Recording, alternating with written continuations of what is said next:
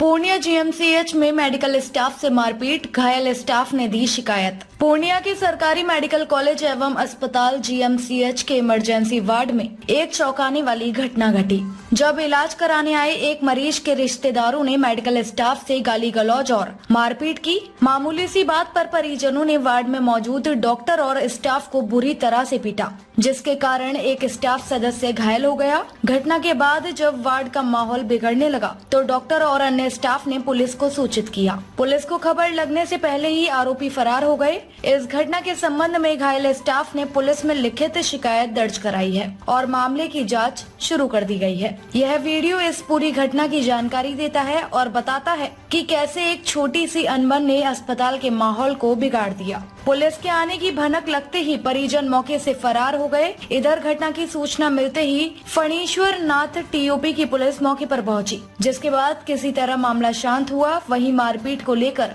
Medical staff की ओर से TOP में लिखित शिकायत दी गई है। घायल स्टाफ अशोक कुमार, जो जीएमसीएच के इमरजेंसी वार्ड में बतौर मेडिकल स्टाफ कार्यरत हैं, वहीं मारपीट करने वाले शख्स की पहचान मधुबनी थाना क्षेत्र के मधुबनी यादव टोला के 52 बीघा निवासी ऋतु कुमार के रूप में हुई है।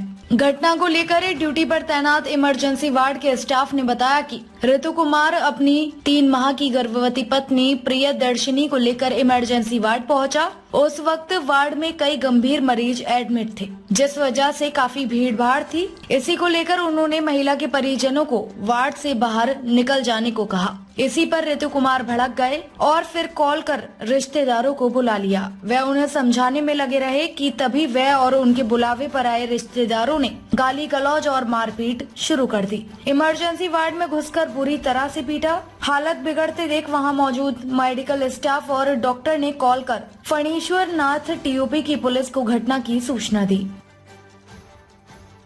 पूरी वीडियो देखने के लिए आपका धन्यवाद।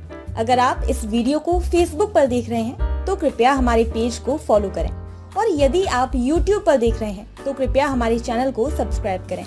आप अपने दोस्तों में या फिर फेसबुक और व्हाट्सएप ग्रुपों में महत्वपूर्ण खबर यानी अफवाहों से दूर सटीक और सही जानकारी वाली इस खबर को साझा करना ना भूलें, ताकि वे भी सटीक और विश्वसनीय खबरों से अपडेट रह सकें।